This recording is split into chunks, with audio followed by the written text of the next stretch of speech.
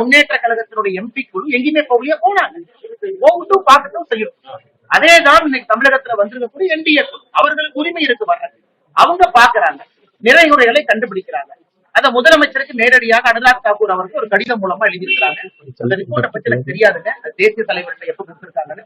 Report அளித்த பிறகு பத்திரிகை நண்பர்களுக்கு அந்த சாராம்சத்தை நாங்க கொடுக்குறோம். அப்படி இருக்கும் பொழுது அவர்கள் வந்தது பார்த்தது எப்படி தவறாக?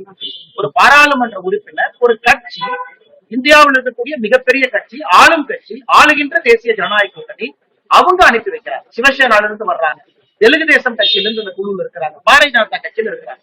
ஆனா முதலமைச்சர் அவர்கள் எதற்காக பதறாங்க? நாளைக்கு உங்களை மணிப்பூருக்கு நாங்க அனுப்ப வேண்டாம்னு சொன்னோமா? ஏன் உங்களோட இருக்கக்கூடிய காங்கிரஸ் அங்க போகலையா? ராகுல் காந்தி அவங்க போகலையா? அப்ப ராகுல் காந்தி எங்களுக்கு ஒரு நியாயமா? முதலமைச்சர் அவர்கள் என்டிஏ தமிழகத்திற்கு வந்தது, இந்த குழு வந்தது தப்புனா, அதே முதலமைச்சர் அவர்கள் மணிப்பூருக்கு ராகுல் காந்தி போன தப்புன்னு சொல்லட்டும். அவர் இரண்டையும் சொன்னா நியாயமானவர். அப்ப ராகுல் காந்தி மட்டும் மணிப்பூருக்கு போன தப்பா? தப்பு இல்ல, ராகுல் காந்தி போவதற்கு உரிமை இருக்கு, போகட்டும். அதே நியாயம் தானே எங்களுக்கு.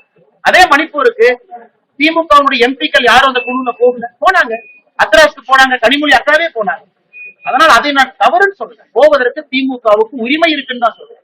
எதற்காக இவர் பயந்து முதலமைச்சராக இருப்பவர்கள் பொறுப்பற்ற முறையில் பேச வேண்டும் என்பதுதான் எங்களுடைய கருத்து. சார், இப்ப ஜிஎஸ்டி மறுசீரமைப்பு திட்டமிட்ட சரி, இது வந்து ஸ்கெட்ச் போர்ட் தூக்கிட்டாங்கன்னு சொல்லிட்டு ஒரு கருத்து சொல்லியிருக்காங்க.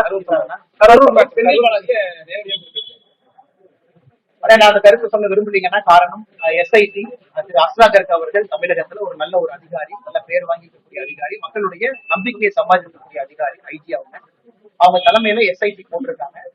முழுமையா அதை விசாரிக்கணும்னா விசாரிக்கட்டும். நாங்க நிறைய கேள்விகள் நாங்க வச்சிருக்கோம். நாங்க தனிப்பட்ட நபர் இதுவரைக்கும் நாங்க சொல்லுங்க, செருப்பு எப்படி வந்துச்சு, ஏன் பர்மிஷன் கொடுத்தீங்க, அட்மினிஸ்ட்ரேஷனுடைய ஃபெயிலியர் எல்லாம் கேள்வி வச்சிருக்கோம்.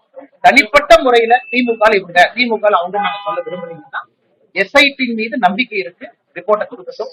இன்னுமே நம்ம சிபிஐ போவதற்கு வாய்ப்பு இருக்கு. மதுரை உயர்நீதிமன்றம் அவர்கள் ஒரு தனிநபர் போட்ட பெட்டிஷனை நாளைக்கு எஸ்ஐடி இன்வெஸ்டிகேஷன் எல்லாம் வந்த பிறகு சம்பந்தப்பட்ட நபர்கள், பாதிக்கப்பட்ட நபர்கள் யாரு வேண்டுமானாலும் மறுபடியும் உயர்நீதிமன்றத்துக்கு போய் சிபிஐ கேட்கலாம். அதனால நமக்கு வாய்ப்பு இருக்கிறது, பொறுமையாக இருக்கும். எஸ்ஐடி தமிழ்நாடு அரசு முழுமையாக ஒத்துழைத்து அவங்களுக்கு எஃப்ஐஆர்ல இருந்து எல்லா டீடைல்ஸும் கொடுக்கணும். அதுவரை தனிப்பட்ட நபர்களின் மீது பெயரை சொல்ல நாங்கள்